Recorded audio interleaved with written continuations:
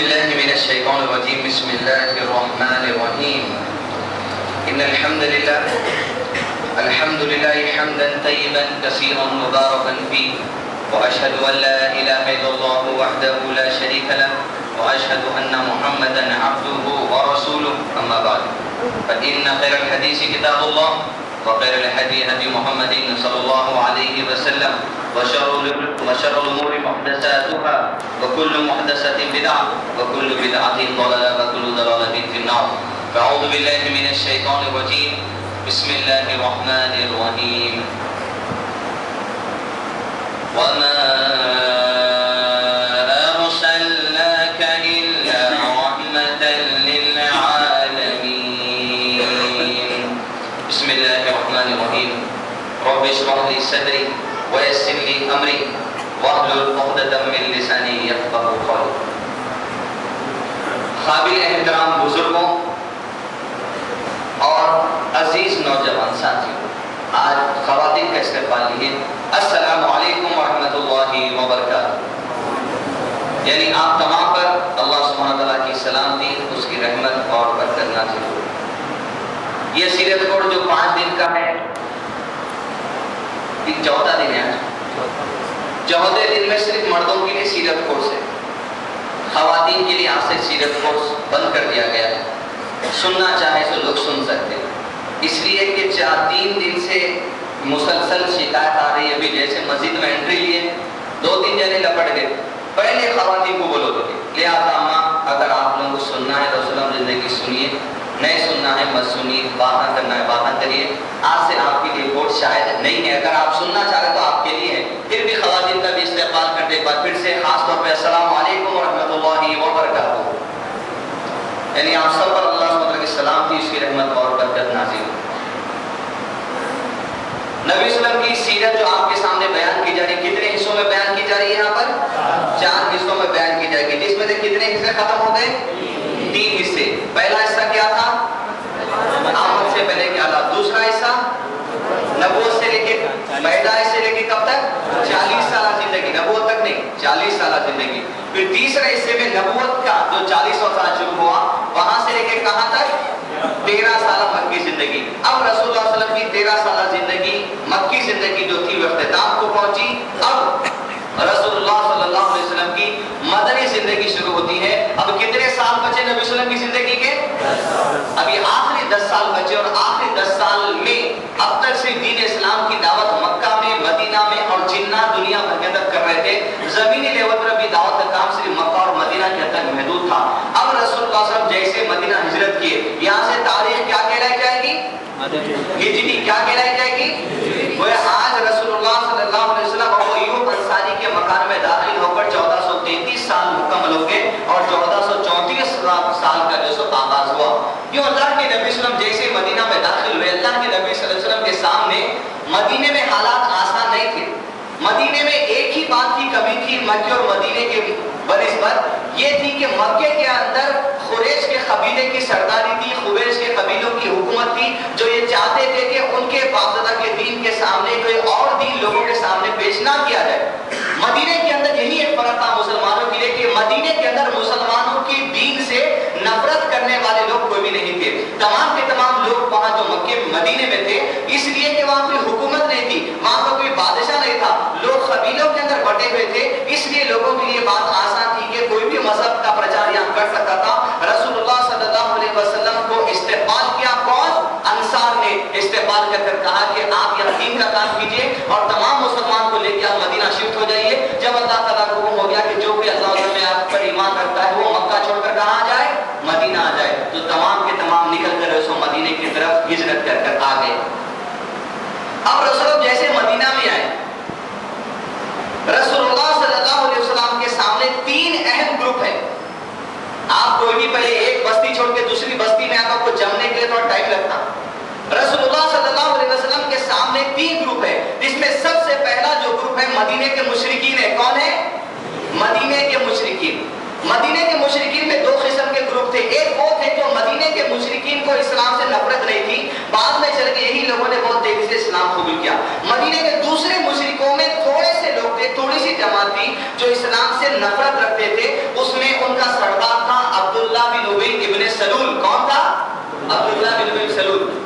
اس کا اصل میں معاملہ یہ تھا کہ رسول اللہ صلی اللہ علیہ وسلم مدینہ ہجرت کرنے سے پہلے وہاں کے لوگ عبداللہ بن ابی ابن سلول کو مدینے کا بادشاہ بنانے والے تھے، لیکن ابھی بات چیت چل رہی تھی قبیلوں کے سرداروں کے درمیان کہ اس کو یہاں کا بادشاہ بنا دیں گے۔ اتنے میں رسول اللہ صلی اللہ علیہ وسلم کے صحابہ ہجرت کرنا شروع کر دیے اور مدینے کے جتنے لوگ تھے جو اسلام قبول کر رہے تھے ان کی توجہ مہاجروں کی طرف ہو گئی۔ مہاجروں کے گھر بار کے لیے، مہاجروں کو کھانا سپلائی کرنے کے لیے، رسول اللہ صلی اللہ علیہ وسلم کے آنے کے انتظار میں، آنے کے انتظامات کرنے میں ان کی توجہ ادھر ہو گئی، تو اس کے بادشاہ بنانے کی جو بات تھی وہ ٹل گئی۔ تو جیسے ٹل گئی، عبداللہ بن ابن سلول کے دل میں یہ بات بڑھ گئی، میرے بادشاہ نہیں بننے کی جو بات ٹل گئی اس کے ذمہ دار رسول اللہ صلی اللہ علیہ وسلم ہے۔ لہٰذا وہ اندر ہی اندر مشرک مکہ کے جو سردار تھے ان سے ہاتھ ملائے رکھتا تھا کہ میرے دوستو جب کبھی کچھ موقع ملے تم دونوں میں ساتھ دے کے مسلمانوں کو یہاں پر ستاؤں گا۔ تو پہلا گروپ کون سا تھا مدینے میں جس سے نبی صلی اللہ علیہ وسلم کو ڈیل کرنا تھا؟ مشرکین، مدینے کے مشرکین۔ مدینے کے اندر جو عرب کے لوگ تھے یہ بھی اسماعیل علیہ السلام کی دین کی پیروی کرتے تھے، لیکن مشرک تھے۔ کیا کرتے تھے؟ بت پرستی کرتے تھے، خبر پرستی کرتے تھے، تعویذ جیسے کام کرتے تھے، تصویروں کی پرستش کرتے تھے، خبروں کی پرستش کرتے تھے، اولیاء کی خبروں کی پرستش کیا کرتے تھے۔ ان کے اندر بھی شرک تھا جیسے مشرک مکہ میں تھا۔ پہلا گروپ رسول اللہ صلی اللہ علیہ وسلم کو ان کا سامنا کرنا تھا۔ دوسرا جو گروپ تھا مدینے کے اندر انتہائی خطرناک، انتہائی زہریلا گروپ یہود۔ کون تھے؟ یہود میں مدینے میں تین بڑے قبیلے تھے۔ ایک تھا بنو قینقاع، کیا تھا؟ دوسرا تھا بنو قریظہ، کیا تھا؟ تیسرا تھا بنو نذیر، کیا تھا؟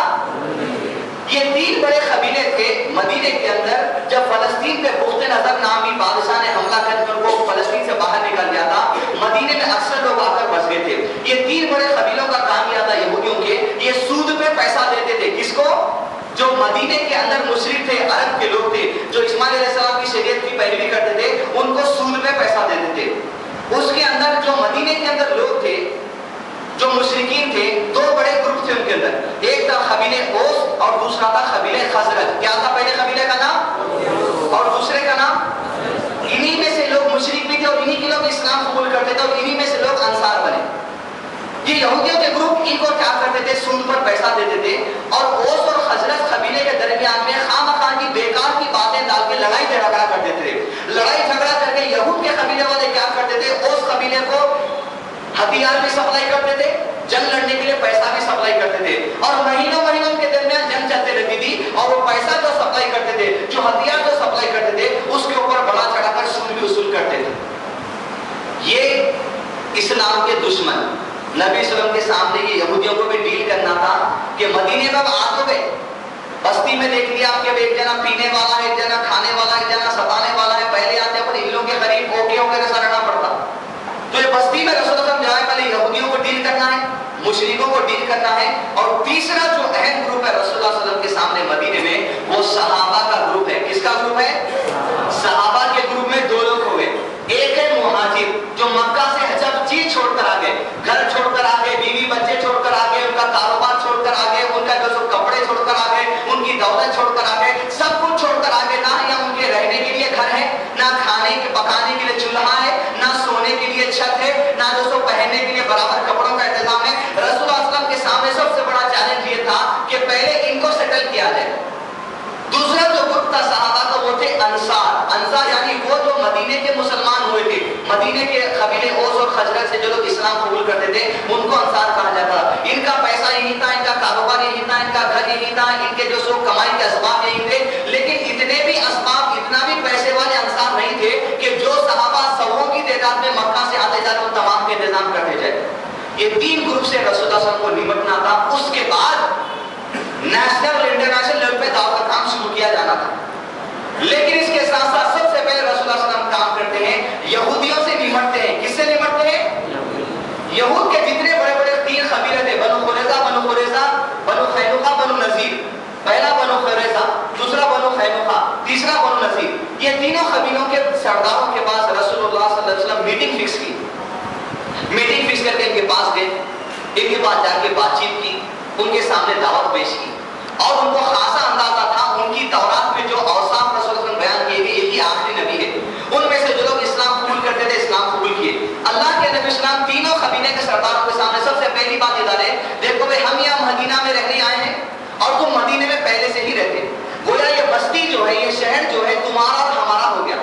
اب اب اس کی سیکیورٹی کی ذمہ داری تمہاری اور میری ہے، اور جب تک ہم آپس میں بھائی چارگی کے ساتھ رہیں گے، شہر کے اوپر کوئی بھی آدمی اگر آنکھ بھی اٹھائے گا تو ہم سب مل کے اسے سامنا کریں گے۔ لہٰذا تم ایک کام یہ کر لو، تینوں قبیلے کے سردار تم مسلمانوں سے پیس ایگریمنٹ کر لو، مسلمانوں سے فرینڈشپ ایگریمنٹ کر لو کہ تم ہم سے نہیں لڑو گے کسی معاملے میں، ہم تم سے نہیں لڑیں گے کسی معاملے میں۔ اگر مدینے کے اوپر کوئی دوسرا لشکر کل کے دن حملہ کرے گا، ہم دونوں مل کے اس کا سامنا کریں گے۔ اگر کوئی تم کو مارے گا ہم تمہارا سپورٹ کریں گے، اگر کوئی ہم کو مارے گا تم ہمارا سپورٹ کرنا۔ اس طرح اللہ کے نبی صلی اللہ علیہ وسلم کے کہنے سے تمام کے تمام یہودیوں کے 3 قبیلے کے بڑے سرداروں نے مسلمانوں سے فرینڈشپ ایگریمنٹ کر لیا۔ ایگریمنٹ کی سب سے خاص بات یہ تھی کہ اگر کوئی بھی مسلمان یہودی کو قتل کر دے گا، مطلب یہ ہوگا کہ پورے یہودی کے قبیلے کو للکارنے کے برابر، پورے یہودیوں کو اعلان جنگ کرنے کے برابر۔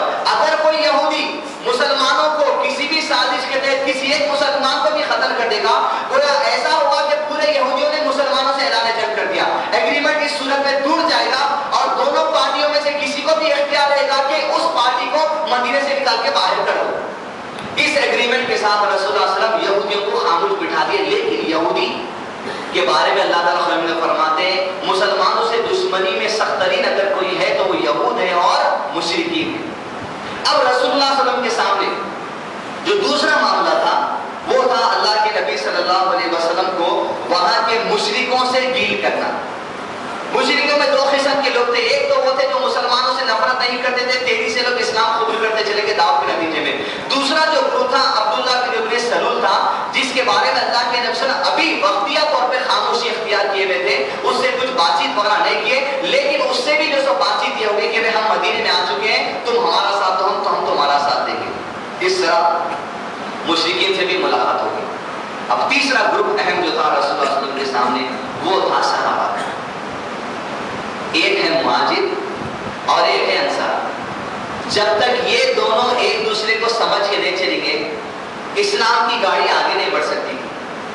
یہ دونوں کے اندر بھائی چارگی ہونا، یہ دونوں کے اندر محبت ہونا، یہ دونوں کے اندر دین اسلام کی سربلندی کا جذبہ ہونا، اور یہ دونوں کے اندر ایک دوسرے کے لیے جان قربان کرنے کا اللہ کی رضا کے لیے یہ جذبہ پیدا کرنا ضروری تھا۔ ورنہ مہاجروں کو اگر انصار اپنے گھروں میں جگہ نہ دیتے اور انصار جو سو مہاجروں کو یہاں سے بڑھا دیتے تو اللہ کے نبی صلی اللہ علیہ وسلم کی جو طاقت تھی، جو آرمی تھی، وہ کمزور پڑ جاتی تھی اور اسلام انٹرنیشنل لیول پر جانا بہت ہی مشکل ہو جاتا۔ یوں یہودیوں سے معاہدے کے بعد، مشرکین نے مدینہ سے جو سو صلح کی بات کرنے کے بعد اللہ کے نبی صلی اللہ علیہ وسلم نے اب صحابہ کی طرف رخ کیا۔ صحابہ کی طرف رخ کر کے اللہ کے نبی صلی اللہ علیہ وسلم سب سے پہلے 45 انصار اور 45 مہاجر کو بلائے۔ کتنوں کو بلائے؟ 45 انصار میں سے اور 45 کس میں سے بلائے؟ مہاجروں میں سے بلا کے اللہ کے نبی صلی اللہ علیہ وسلم تمام کے سامنے اللہ کی حمد بیان کی، ان کے سامنے اصلاح کی، ان کو آپس میں نصیحت کی کہ تم مدینہ میں جب تک بھائی چارگی کے ساتھ نہیں رہو گے، دین اسلام کا کام ہم پھیلانا مشکل ہو جائے گا۔ تم آپس میں ایک دوسرے کو سلام کیا کرو، اور جسے پہچانتے ہو جسے نہیں پہچانتے اس کو کھانا کھلایا کرو۔ سلام کرنے کی عادت اس لیے اللہ کے نبی صلی اللہ علیہ وسلم دلائے تاکہ اندازہ ہو جائے کہ کون مہاجر ہے کون انصار ہے، تم ایک دوسرے کو پہچان سکو کہ تم مسلمان ہو۔ نبی صلی اللہ علیہ وسلم کو درس دیا کہ آپس میں ایک دوسرے سے حسد مت رکھو، دل میں بغض مت رکھو، ایک دوسرے سے پیٹ مت پھیر لو، ایک دوسرے سے لڑائی جھگڑا مت کرو، ایک دوسرے سے محبت سلوک سے رہو، اس لیے کہ اللہ نے تمہارے کندھوں پر جو ذمہ داری ڈالی ہے کہ تم کو لے کر اب دین کی سربلندی کا کام دنیا بھر میں مجھ کو کرنا ہے۔ جب یہ تعلیم نبی صلی اللہ علیہ وسلم کو دی، جب یہ ان کو احساس ہوا ان کی ذمہ داری کا، جب وہ سمجھ گئے کہ ہم کس عمدہ کام کے لیے چنے گئے ہیں، سارے انصار اور سارے صحابہ ایک جٹ ہو کے کہا اللہ کے نبی صلی اللہ علیہ وسلم آج سے آپ جو کچھ کہیں ہم کرنے کے لیے تیار ہیں۔ ہمارے مہاجر بھائیوں کے اللہ کے نبی صلی اللہ علیہ وسلم جتنے انصار کے باغیچے کھجوروں کے، ہم آپ ہمارے کھجور کے باغیچوں کو آدھا آدھا کر کے زمین سمیت بانٹ دیجیے۔ کیا بولے؟ ہمارے جو کھجور کے کھیت ہیں، اس لیے کہ کھیتی کرتے تھے مدینے کے لوگ، کھجور کے جتنے باغیچے ہیں آدھے پورے ہم مہاجروں میں بانٹ دو اور آدھے پورے انصار میں بانٹ دو۔ اللہ کے نبی صلی اللہ علیہ وسلم نے کہا ایسا کام مت کرو، اس لیے کہ مہاجر اس کام کے عادی نہیں ہے، وہ کھیتی باڑی کرنا نہیں جانتے۔ تم ایک کام یہ کرو کہ مہاجروں کو اپنے کھیتوں میں بلا کر کام دے دو، ان کو کام سکھا دو، اور جب پھل لگے گا پھل میں 50% تم بانٹ لینا۔ اس طرح تمہاری زمین تمہاری رہے گی، تمہارے کھیت تمہارے رہیں گے، لیکن جو انکم آئے گی وہ انکم सब में से आधा तुम रख लेना और आधी जो सो तुम्हारे भाइयों को दे देना। जैसे अंसार के सामने नबी सल्लल्लाहु अलैहि वसल्लम ने ये बात रखी, सारे अंसार के नबी अल्लाह ने लब्बैक है आपकी इस बात पर, दीन इस्लाम की सरबुलंदी के लिए मुहाजिरों को आधा आधा हमारा मुनाफा बांट देंगे। यूं मोहब्बत खुलूस इनके सारी इखलास इतना जो सो जज्बा मुसलमानों के अंदर बढ़ता चला गया, यहाँ तक कि अल्लाह के नबी सल्लल्लाहु अलैहि वसल्लम ने जो अहम काम किया, जो मुहाजिर मक्के से आए हुए थे घर बार छोड़कर, कुछ पैसे वाले भी थे, कुछ गरीब लोग भी थे, कुछ ऐसे भी थे जिनका पैसा भी था, एवरेज जिंदगी भी जो गुजारते थे माली एतबार से, तकवे के एतबार से तो सहाबा की गिनती कर ही नहीं सकता कोई, लेकिन माली एतबार से कोई कम था, कोई जो सो दरमियानी वसत का था, तो खास बड़े पैसे वाला भी था। लेकिन कैसा भी मुहाजिर था होगा, कैसे भी सहाबी थे उनके मक्के में, सब कुछ छोड़ के आना पड़ा। अब अल्लाह के नबी सल्लल्लाहु अलैहि वसल्लम मदीने में क्या करें, एक एक मुहाजिर को एक एक जो सो अंसार के घर में जोड़ दिए।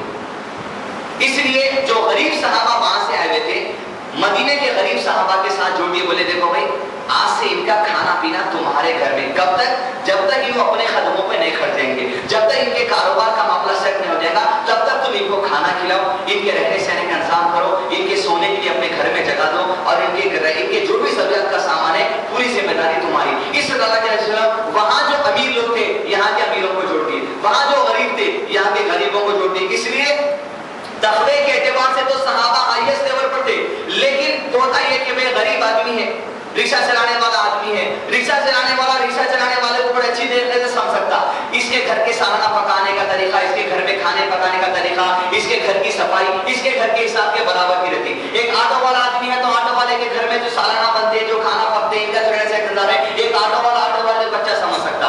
एक करोड़पति आदमी है तो इनके रहने सहने का अंदाज अलग है, इनके खाने पीने का अंदाज अलग है, एक करोड़पति आदमी करोड़पति का आदमी बच्चा समझ सकता, लेकिन तकवे के एतबार से तो हाईएस्ट लेवल पर है। इस तरह अल्लाह के नबी सल्लल्लाहु अलैहि वसल्लम मदीने के जो रईस तरीन सहाबी थे, उनका नाम था साद बिन रबी। क्या नाम था? साद बिन रबी को अल्लाह के नबी सल्लल्लाहु अलैहि वसल्लम, जो अब्दुल रहमान नाम से मुहाजिर थे, मक्का से जो मक्का छोड़कर आए थे, वो मक्के में बड़े पैसे वाले आदमी थे, मक्के में बड़े रईस आदमी थे। अल्लाह के नबी सल्लल्लाहु अलैहि वसल्लम ने अब्दुल रहमान रज़ियल्लाहु अन्हु को साद बिन रबी के साथ जोड़ दिया। जैसा साद बिन रबी आइडियोलॉजी देखिए आप कैसी रहती, सोच लोगों की, जैसा समझा इन्हों भी ऐसी जिन्हों भी वैसी, एक गरीब रहा तो गरीब को ना समझ सकता। आमतौर पर आप देखेंगे होटलों में, कहीं होटल में अपन गए खाना वाना खा लेके सौंफ खा ले, सौंफ अच्छा आदमी रहा तो खा लेता, मेरे जैसे रहे तो सौंफ टिश्यू में बन लेकर डाल के चले जाता। तो जरा सोच मैच करने के लिए अलग एक दूसरे को जोड़ दी, घरों के मामला जमने के लिए, यूं अल्लाह के रसूल जैसा जोड़े साद बिन रबी और अब्दुल रहमान। आप अंदाजा लगाइए, ये ऐसे लोग हैं, क़यामत तक ऐसी कौम कभी पैदा हो ही नहीं सकती, कभी पैदा हो ही नहीं सकती ऐसी कौम। जब जोड़िए भाईचारे को बोले साद बिन रबी, आज से अब्दुल रहमान के खाने पीने की जिम्मेदारी, रहने सोने की जिम्मेदारी, जरूरियात की जिम्मेदारी तुम्हारे ऊपर, जब तक कि ये अपने कदमों पर ना खड़ जाए। साद बिन रबी घर ले गए, बोले अब्दुल रहमान बैठो मेरे पास, मैं मदीने के जितने अंसार है सब में रईस तरीन माना जाता हूं।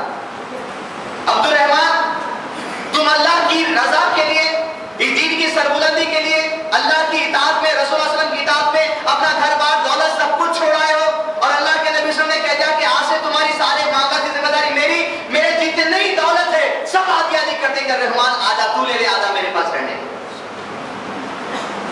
ये ईमान का टॉप मोस्ट पोजीशन है। कहा अब्दुल रहमान मेरी 2 बीवियां हैं, इनमें से जो तुझे पसंद है कह देना, तलाक दे दूंगा, इद्दत गुजरने के बाद निकाह कर देना।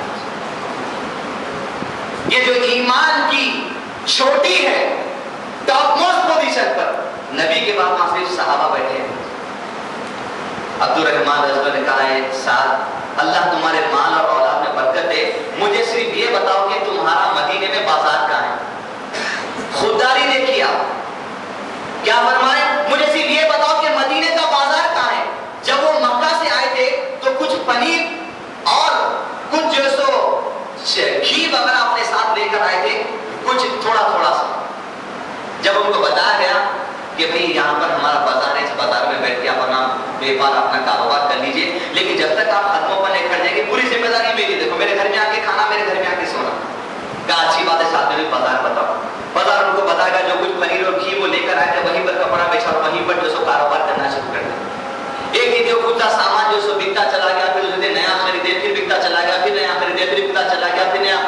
پھر بکتا چلا گیا. کون ہے یہ؟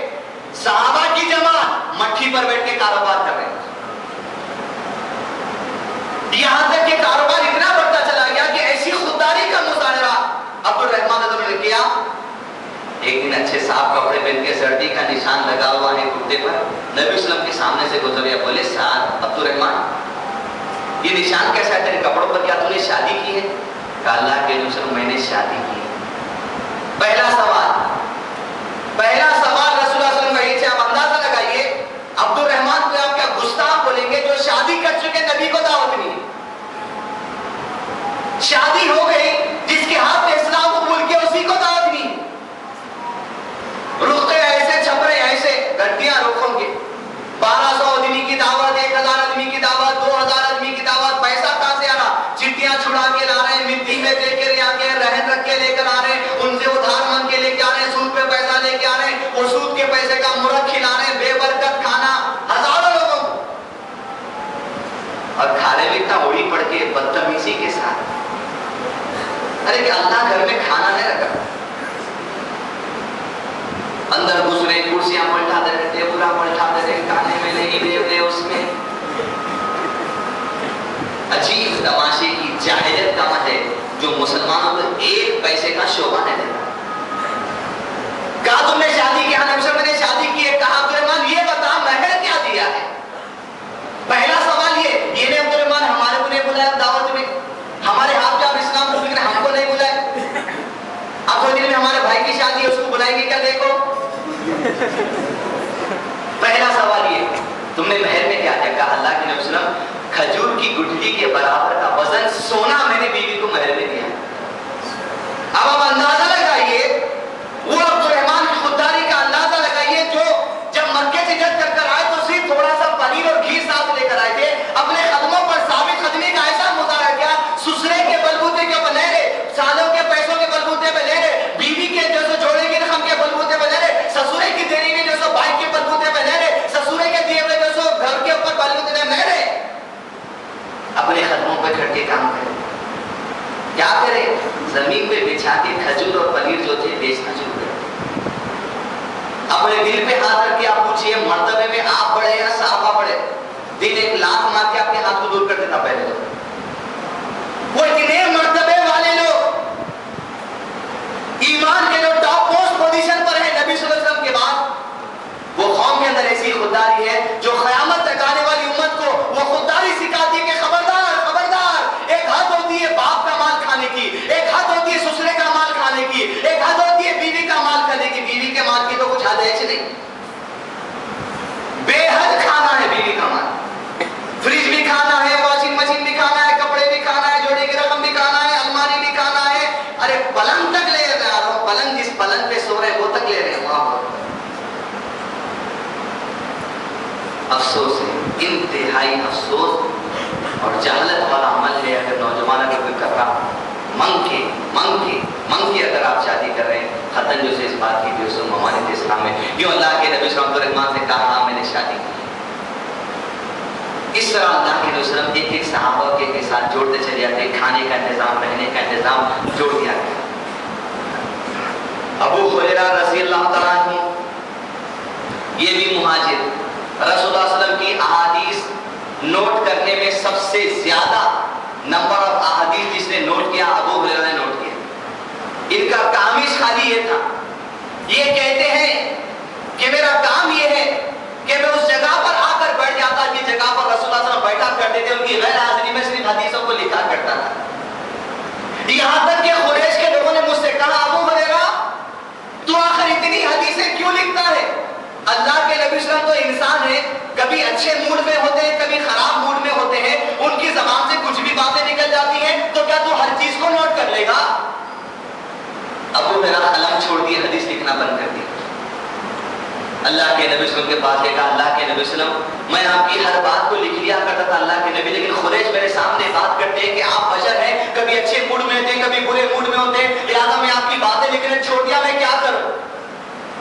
اللہ کے نبی صلی اللہ علیہ وسلم نے کہا ابو ہریرہ تو میری حدیثیں لکھتا چلا جا, ابو ہریرہ تو میری حدیثیں لکھتا چلا جا, اس ذات کی قسم ہے جس کے قبضے میں میری جان ہے, میری زبان سے سچ کے سوا کوئی دوسری بات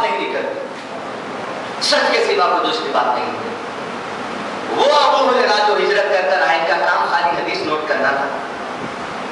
ایک دن آئے ہجرت کر کے, کیونکہ ان کا بھی سیٹلمنٹ ہو گیا تھا کسی گھر میں کھانا پینا. ابھی سیٹلمنٹ کے دن چل رہے تھے. رات کے وقت میں اللہ کے نبی صلی اللہ علیہ وسلم کہا, اللہ کے رسول صلی اللہ علیہ وسلم صبح سے کچھ کھانے کے لیے میرا انتظام نہیں ہوا, لہذا میری آپ سے گزارش ہے کہ آپ میرے لیے کچھ کھانے کا انتظام کرا دیجیے.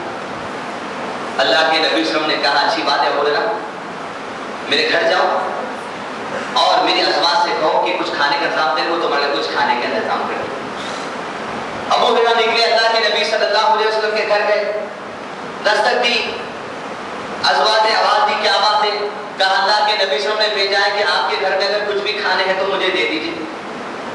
اندر سے آواز ہے, اپنے صاحب سے کہہ دینا صبح سے ہمارے گھر میں چولہا جلا ہی. اللہ کے رسول صلی اللہ علیہ وسلم غریب سے غریب آدمی ہے تو اس کے لیے بھی اس میں حسنہ ہے. ٹاپ موسٹ لیول کا پیسے والا آدمی ہے تو اس کے لیے بھی اس میں حسنہ ہے. ٹاپ موسٹ لیول کا ملٹری کمانڈر بھی ہے تو اس کے لیے اس میں حسنہ ہے. ٹاپ موسٹ لیول کا پولیٹیشین ہے تو بھی اس کے لیے اس میں حسنہ ہے. ایک آدمی چاہے جیسی بھی زندگی گزار رہا ہو, زندگی میں اسے خوشحالی اور بحالی آنا, نبی صلی اللہ علیہ وسلم کی زندگی کی طرف دیکھ لینا.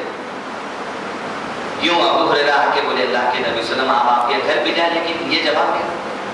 وہی مسجد نبی میں جو صحابہ تھے, رسول اللہ صلی اللہ علیہ وسلم آواز لگا کے لگے, میرے صحابہ کون ہیں تم میں سے جو آج کی رات کے ایک وقت کا کھانا ابو ہریرہ کو کھلا دے, اللہ دنیا میں خوشخبری دے. فوری حضرت ابو طلحہ جو انصار تھے, اب آپ اندازہ لگائیں ان کے درمیان کیسی زبردست بھائی چارگی ہوئی تھی. ایک دوسرے کو بیوی دینے کے لیے تیار ہو گئے, طلاق کے بعد پیسہ آدھا بانٹنے کے لیے تیار ہو گئے, کھیت آگے بانٹنے کے تیار ہو گئے, کاروبار بانٹنے کے لیے تیار ہو گئے. یہ ابو طلحہ اٹھے, کہا اللہ کے نبی صلی اللہ علیہ وسلم وہ عمل کیا ہے مجھے بتا دیجئے میں کر دوں. کہا ابو ہریرہ کو رات کے وقت کا کھانا کھلا دو, اللہ دنیا میں ہی انشاءاللہ خوشخبری دے گا. بولے اللہ کے میرے ساتھ چھوڑ دیجیے ابو ہریرہ کو. ابو ہریرہ کو لیے بخاری شریف سورہ حجر کی آیت نمبر 9 کی تفسیر میں پورا واقعہ ملا. ابو ہریرہ کو لیے گھر گئے, دستک دی, بیوی نے دروازہ کھولا, کہا اللہ کے نبی صلی اللہ علیہ وسلم کے مہمان گھر پر آئے ہیں, رات کے وقت کا کھانا کھلانا ہے. کہا کہ تم مرد آدمی ہو, تمہارے لیے تھوڑا سا کھانا اٹھا کر رکھی, اگر کہہ دو تو بچوں کو دودھ پانی پلا کر سلا دو, اور وہ کھانا جو تمہارے لیے اٹھا کر رکھی ہو ان کے لیے دے دو. ابو طلحہ نے کہا میری بیوی, ایسا کیوں نہ ہو کہ آج کی رات میں اور تو اس اللہ رب العزت کی رضا کے لیے بھوکے سو جائے. بیوی نے کہہ دیا اگر تم چاہتے تو اسی طرح ہم عمل کریں. یوں کمرے میں کھانا لگا دیا گیا. ابو ہریرہ نے بیوی کو اشارہ دیا کہ جب کھانا ہم کھانا شروع کریں گے چراغ بجھا دینا تاکہ کمرے میں اندھیرا ہو جائے. ابو ہریرہ یہ سمجھے کہ میں بھی کھانا کھا رہا ہوں, حقیقت میں اپنے ہاتھوں کو روکے رکھوں گا. ابو ہریرہ جتنا کھانا ہے کھا لے گا, وہ سمجھے گا کہ میں بھی کھا رہا ہوں لیکن میں نہیں کھاؤں گا. چراغ بجھا دیا گیا. ابو ہریرہ کھانا کھاتے چلے گئے. جو کچھ کھانا تھا جب کھا چکے, اللہ کا شکر ادا کیا تو اجازت طلب کی کہ ابو طلحہ میں کھا چکا, اللہ تمہیں دعائیں دی, اور اس کے بعد کہتا میں گھر چلا جاؤں. گھر چھوڑ دی, اور رات کو یہ انصار جو مدینے کے اسلام رہنے والے عرب کے لوگ تھے, اسلام قبول کیے, بھوکے اس وقت. صبح فجر کی نماز کو جب ابو طلحہ مسجد گئے تو اللہ کے نبی صلی اللہ علیہ وسلم پکڑ لیے. بولے ابو طلحہ, کل رات کو تو نے اور تیری بیوی نے اللہ کی